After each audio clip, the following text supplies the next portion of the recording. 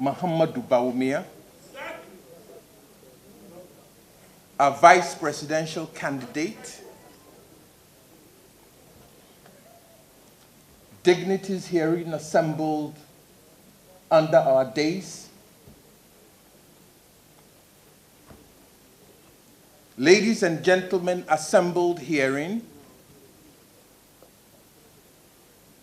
good evening, ladies and gentlemen of the press.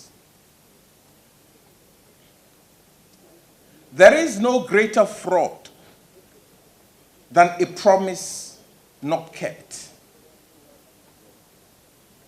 If you succeeded in deceiving the electorate, do not take them for fools. Realize that the people of Ghana trusted you more than you deserved.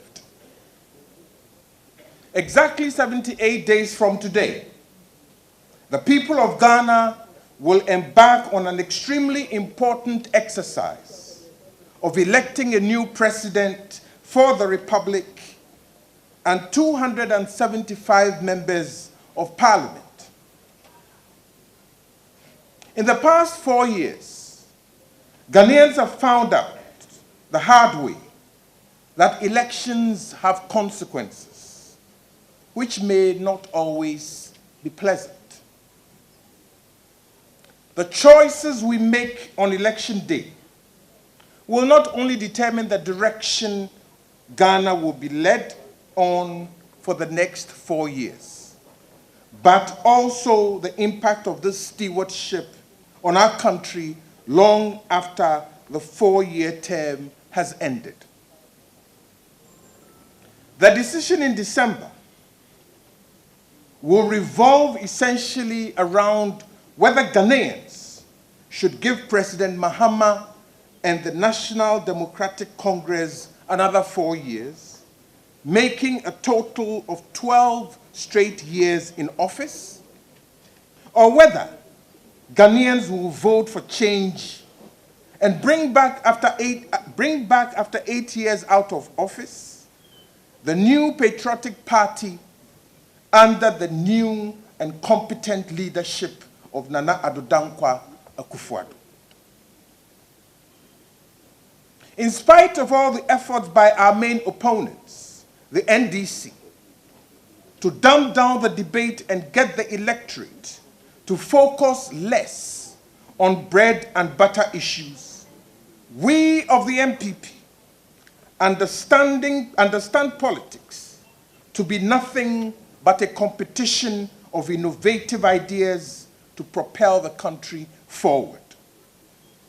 And these ideas can only be successfully executed with the right mix of competence, conviction, discipline, and integrity. So we invited you here today to share a few initial comments and observations we have on the 2016 NDC manifesto that was effectively relaunched on Saturday after the president spent 2 hours of our time taking us through it last Tuesday. Ladies and gentlemen, the NDC is coming to the end of its second term in office. As an incumbent, one expects them to bid for this re-election based on their performance of the past years.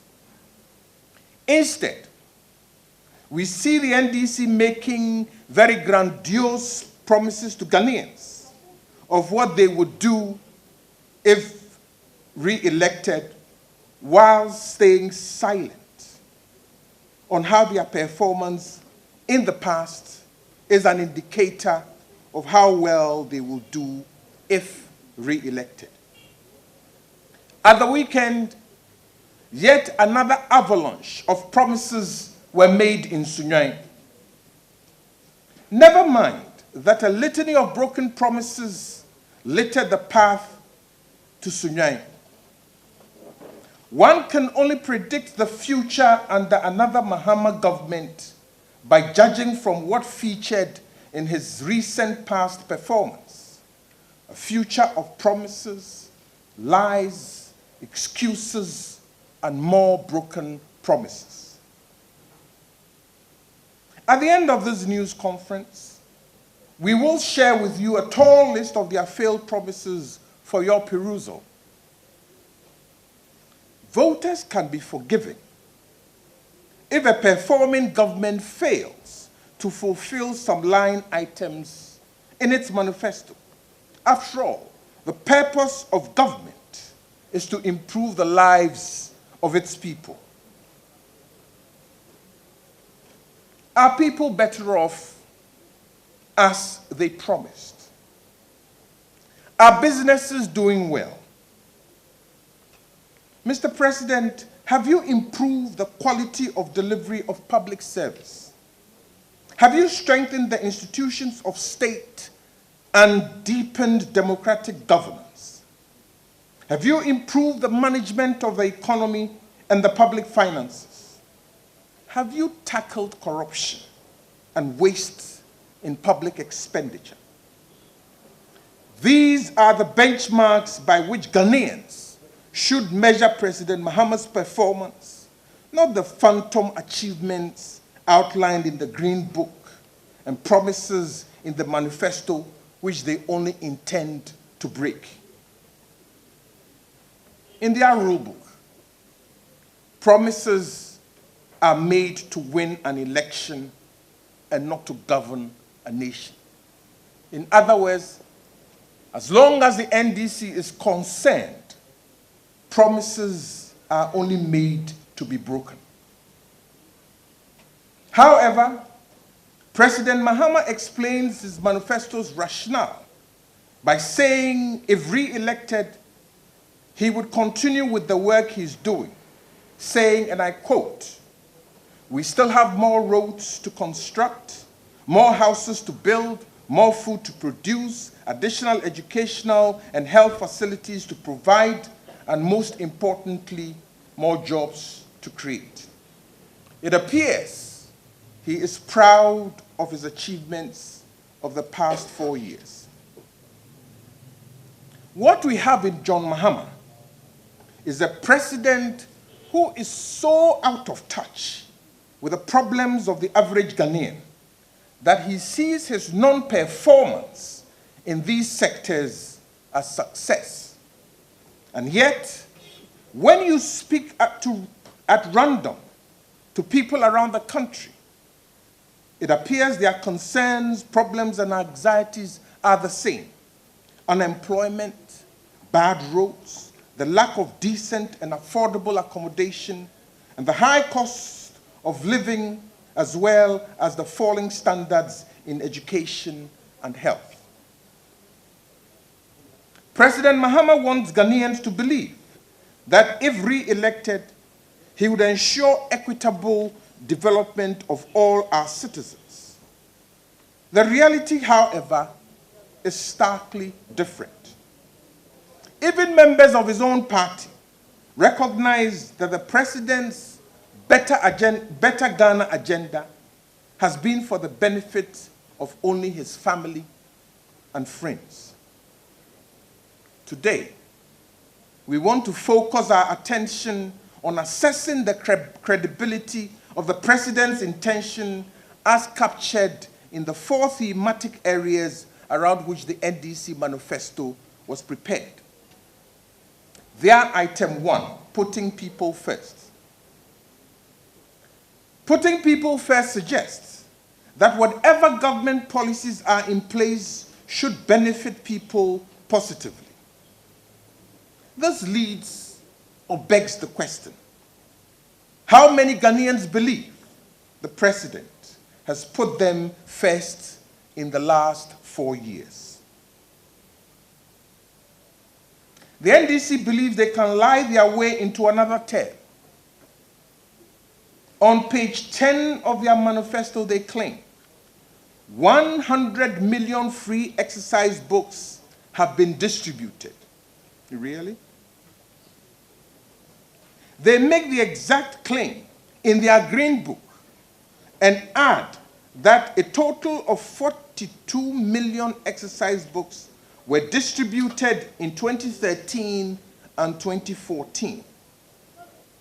Does this mean they supplied 58 million exercise books in 2015 alone? We urge the media to ask for directions to where the evidence might be based. According to their manifesto, 12,500,000 English, mathematics, and science textbooks were distributed to public schools between 2013 and 2015.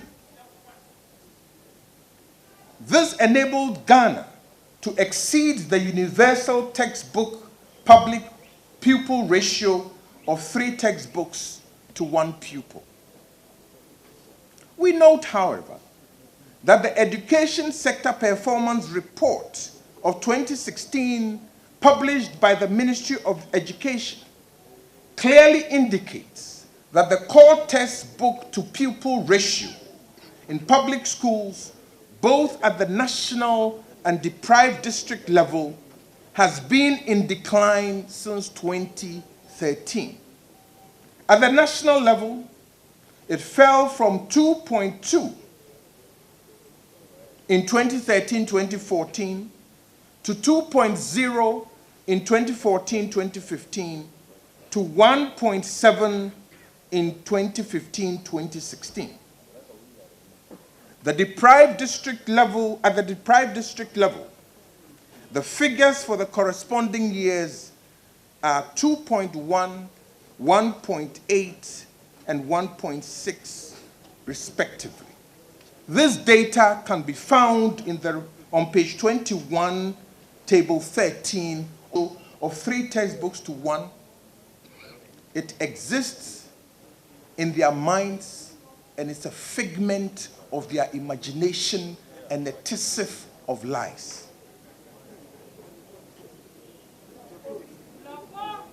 Also, last week when the president presented highlights of the manifesto, he mentioned specifically that beginning this academic year, 120,000 senior high school boarding students will get free education. This promise is completely missing from the published manifesto.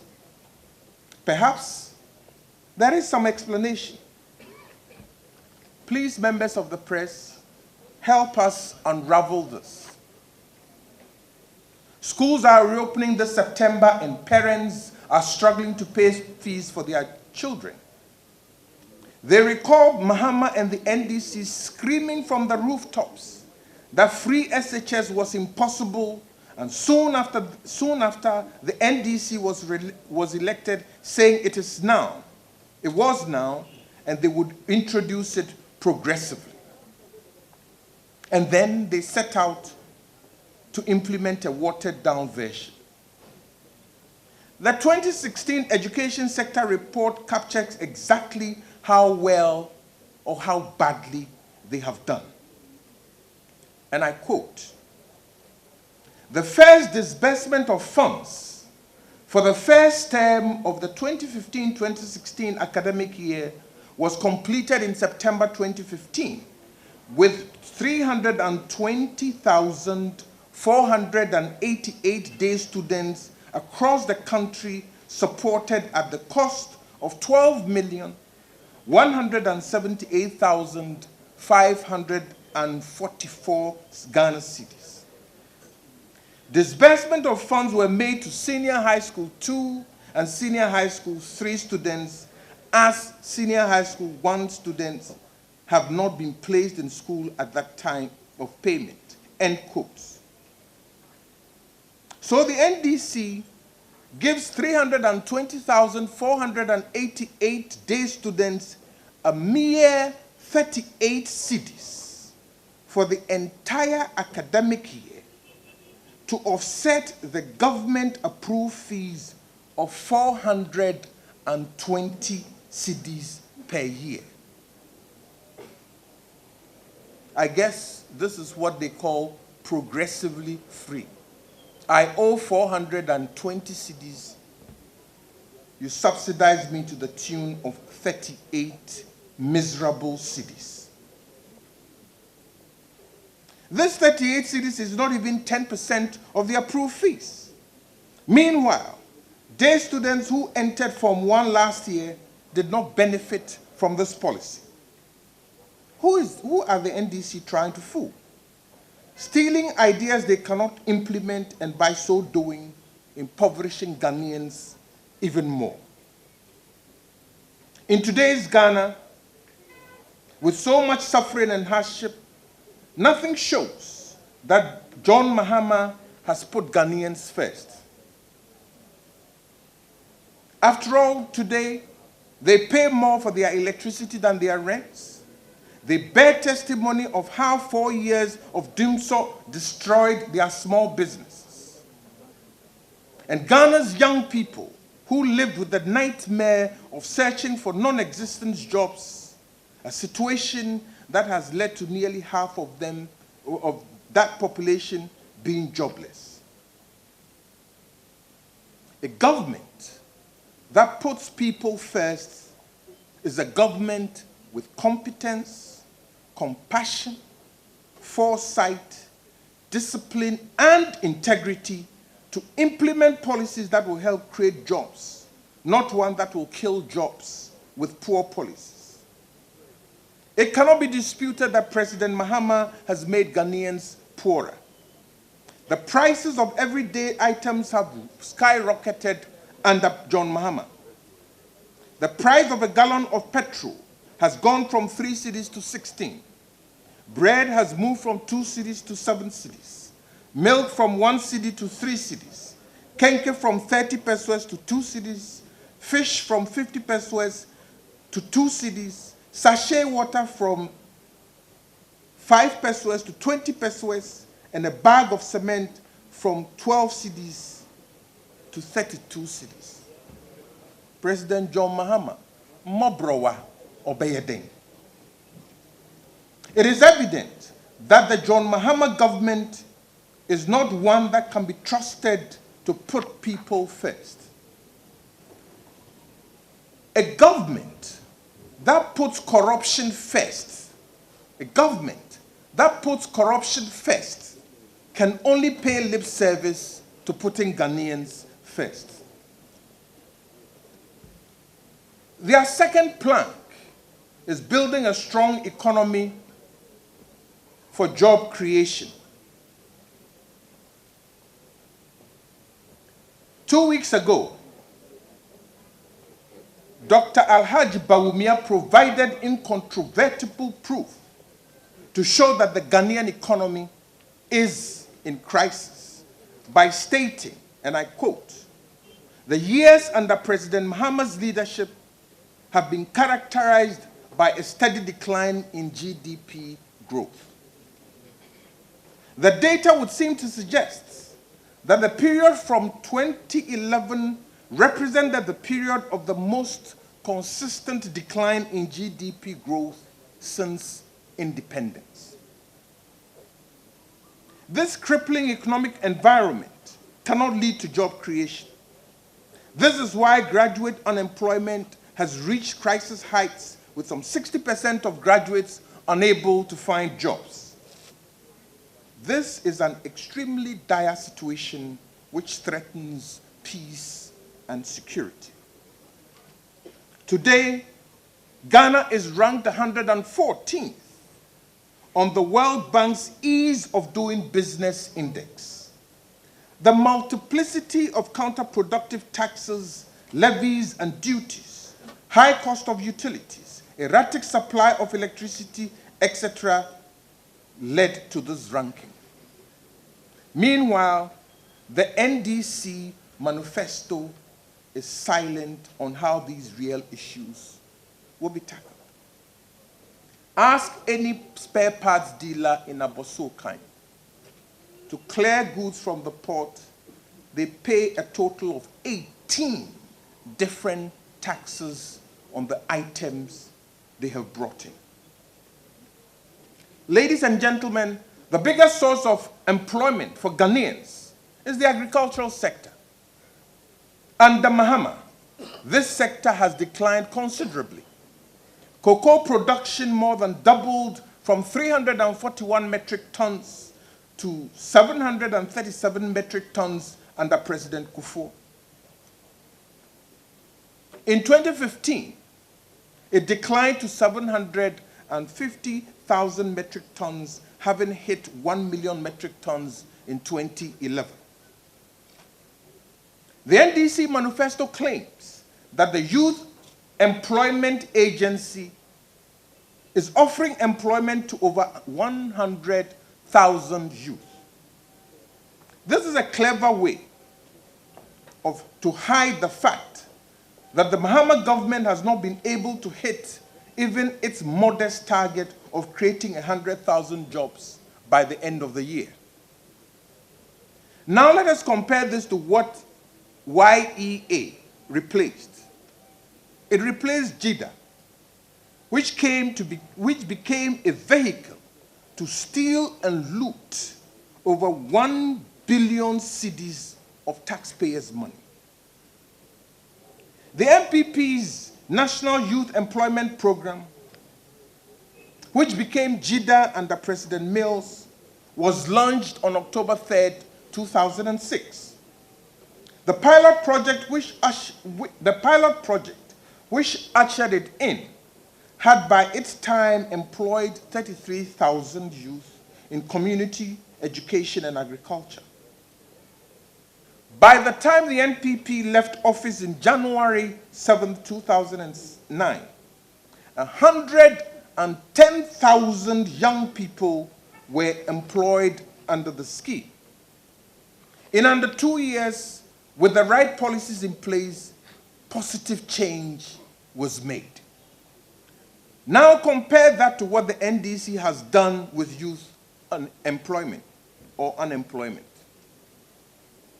Immediately the NDC took office, they created a horde of unemployed youth by laying off all these 110,000 young people previously employed. In these 8 years, the NDC has been unable to recruit even 100,000 youth, with their performance hovering around 70,000. What the NPP achieved in under 2 years, the NDC has been unable to achieve in 8 years.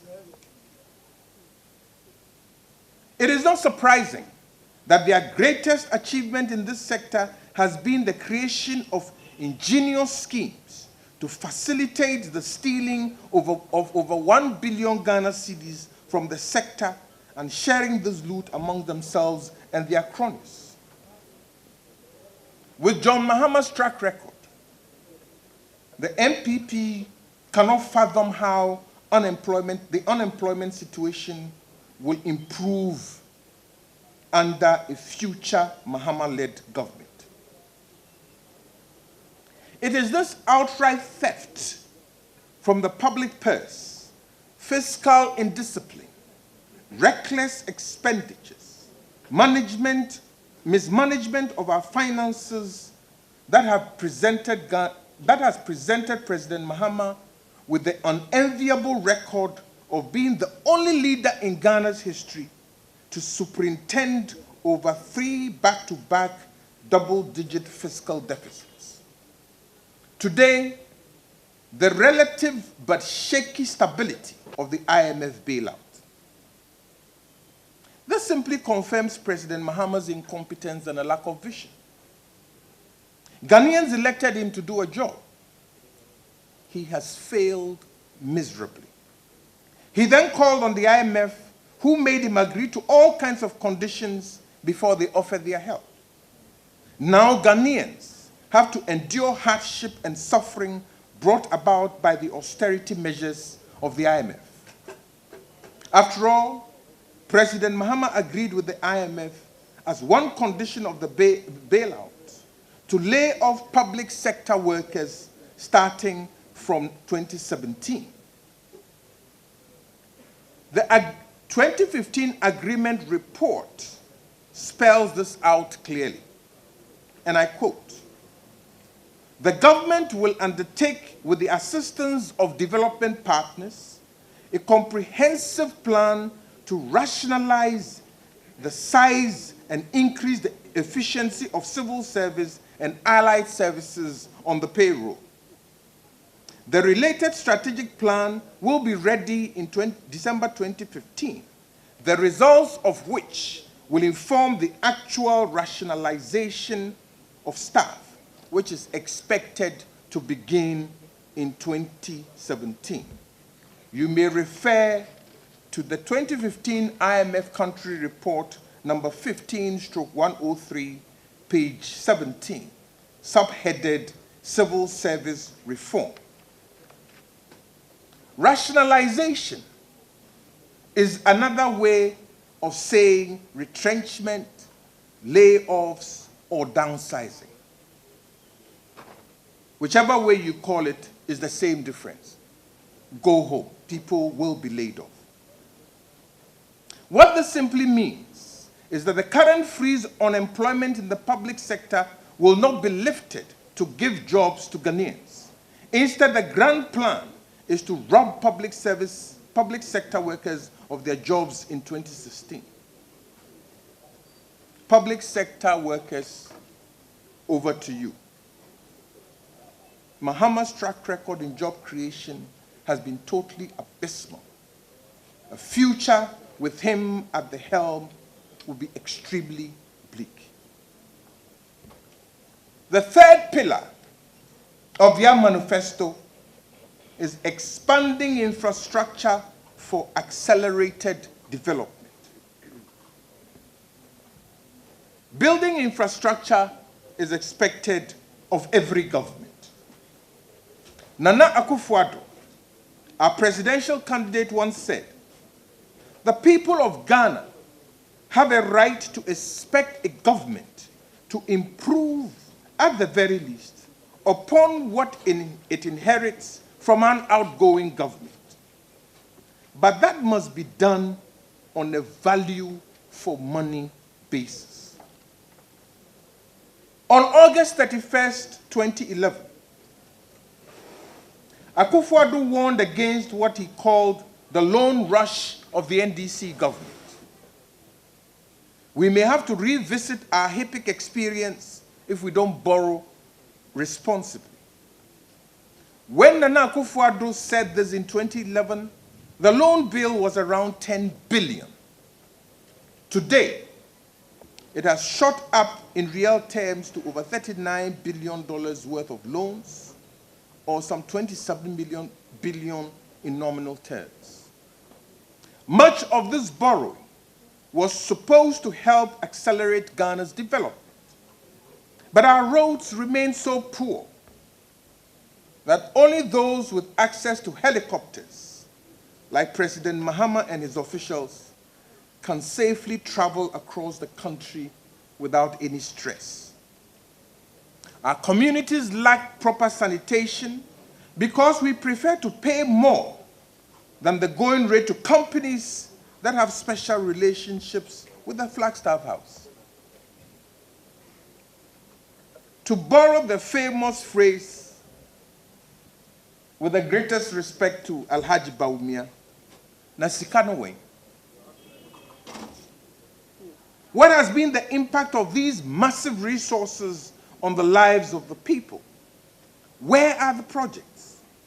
Mahama and his government should let Ghanaians know that the NDC has got to show, Mahama and his government should let Ghanaians know what the NDC has got to show for the billions of dollars programmed to spend and how very little they can do. Also from 2017, Ghana will pay more in servicing our debts from 2017 onwards than we are paying on wages and salaries. Now, before some of you journalists start saying, how will the Akufo-Addo government manage to execute the solutions in our manifesto when, God willing, elected to take charge from January 7, 2017. Let me serve notice that in the next few weeks, we will outline how we intend to deal with this debt situation. We found a solution in 2001 after the then NDC regime left Ghana in debt after 8 years in office, and we want you to trust that we shall find another solution to deal with the current debt crisis created over the last 8 years by the NDC government. We all know that people are differently endowed and competencies differ. I believe that if you gave each one of us sitting here 1 million cedis to work with, the outcomes will be different. Because there will be competent people among us, and there will be John Mahamas amongst us.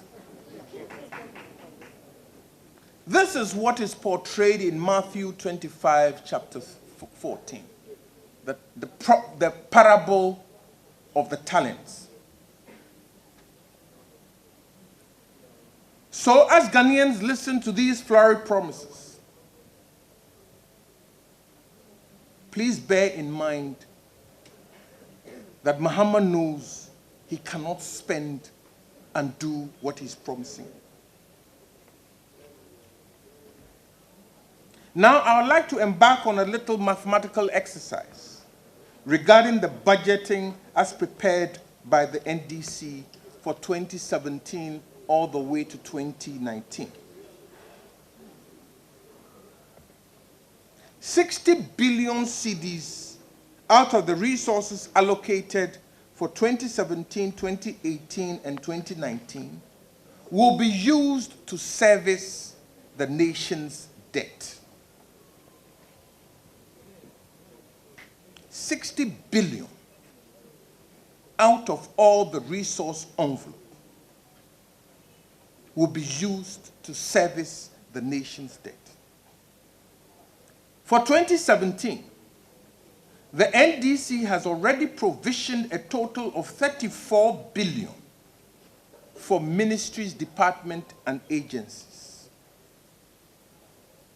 60 billion for the payment of debts. 34 billion for all ministries, departments, and agencies to go and work with. Now let us look at how much trouble we find ourselves in. I want your attention here. Out of the 56 billion 689 million 811,909 cedis, salaries and wages will be allocated a total of 15.6 billion. Payments for debt alone 2017 is 17, payments for debt will be 17.55 billion. That is 11.2 billion for interest payments and 6.4 billion for amortization. If you add up these items, the Mahama government would have spent, will have less than 3 billion to spend. After you've taken the resources coming in and the expenditures in interest payment and ministries and departments, all that will be left in the hands of a reckless government will be 3 billion cedis. To be precise, it is 2,903,499,974 to spend.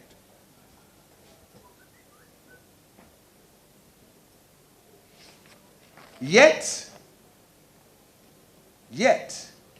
the total expenditures before the government is 23 billion 23.7 billion. It was a kopuonyanama. I don't know how the arithmetic works. The government will be left with 3 billion in revenue, but face an expenditure of 23.7 billion. In the past, faced with scenarios like this, John Mahama puts on his borrowing cap or increased taxes. The Mahama government has found borrowing as a solution to all its ills. It used to borrow to pay wages and salaries.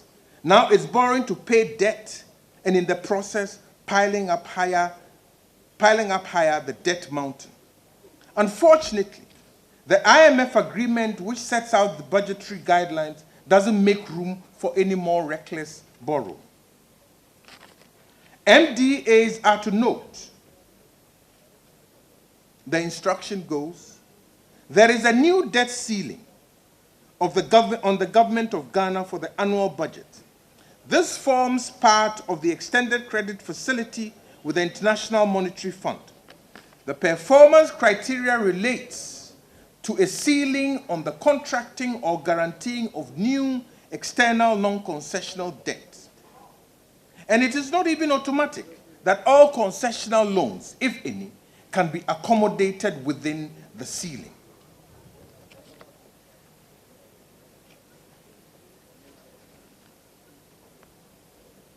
The fact is, Ghana is broke. The NDC manifesto promises,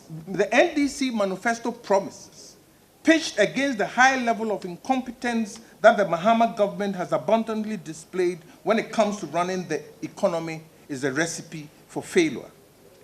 If Ghana is in crisis today, then we hate to warn that Ghana faces a catastrophe under a future Mahama government. If he could not care when he still knew he had to go back to the electorate for another re-election mandate, then just imagine how very sensitive and even more uncaring he would be if given another 4 years. After which he doesn't need to go and beg the electorate. There will be plenty trouble. Dear Ghanaians, it doesn't matter which political party you support. The NPP urges you to fully consider the danger to your own livelihood, the threat to your future, and your own livelihood. Imagine the future hardships and suffering Ghanaians will be compelled to endure with another 4 years of a Mahama presidency. Dear President John Dramani Mahama, if you succeeded in deceiving the voters of Ghana in 2012, do not take them for fools. You must realize that they trusted you more than you deserved and will not trust you going forward. After all, Ghanaians know the manufacturing sector was doing better under Mills than under Mahama. They know the number of manufacturing companies, big and small, that have collapsed over the last 4 years, and the number of people who have lost their livelihoods thereby. And yet, they hear this economic management expert, President Mahama, promise to revive the factories created by Kwame Nkrumah. A little reminder, John. Many of these factories were completely buried, broken up, and sold off by your previous NDC government in which you served as minister. The Ghanaian electorate is aware that growth in the industrial sector has declined sharply under Mahama from 17% in 2011 to 2% in 2015, and yet he claims he is transforming Ghana. I think the slogan ought to be deforming Ghana, deforming lives. President Mahama has been the worst manager of the CD in the past 15 years. The worst performance between 2001 and 2016 had been between 2012 and 2016 during the tenure of President Mahama. Nobody in the NDC has been able to come out and deny these facts. We are still waiting for Vice President Pa Kwesi Emisata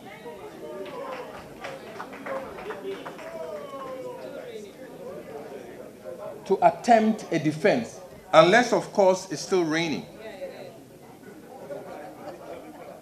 Instead, what we have seen are panic reactions all over. The Vice President threatened to respond and then record. For the President to hastily address the nation in a 2-hour broadcast to effectively launch the NDC manifesto 4 days before the scheduled launch. The fact that remains to be disputed by the NDC and cannot be disputed by President Mahama, the fact that remains to be disputed by the NDC and cannot be disputed is that President Mahama has destroyed whatever little performance credibility he inherited from his predecessor. And the Mills performance itself was a retrogression on the Kufuor years. It is with one eye on this abysmal performance of the President that the voters of Ghana must view the credibility at the weekend from a government that has no policy credibility and had to run to the IMF in 2014 for some limited injection of credibility from that external body. Just last week, Ghana was compelled to come out effectively to admit to a newspaper publication that in order to pay salaries for September, it had to take back almost $500 million Ghana cedis allocated to the various ministries and departments.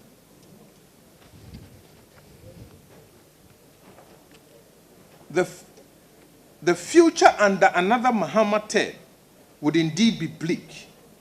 From their own resource allocation, the next 4 years, for the next 4 years, the likely scenario is that we are very likely not to have any money to pay our salaries.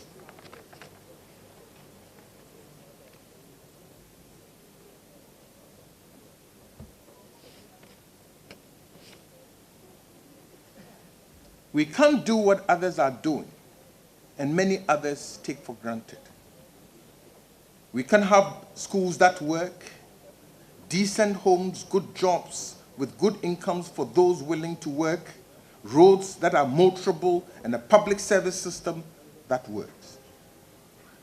This is the solution. These are the solutions the NPP is putting on the table, and I say, yes, we can, yes, we must.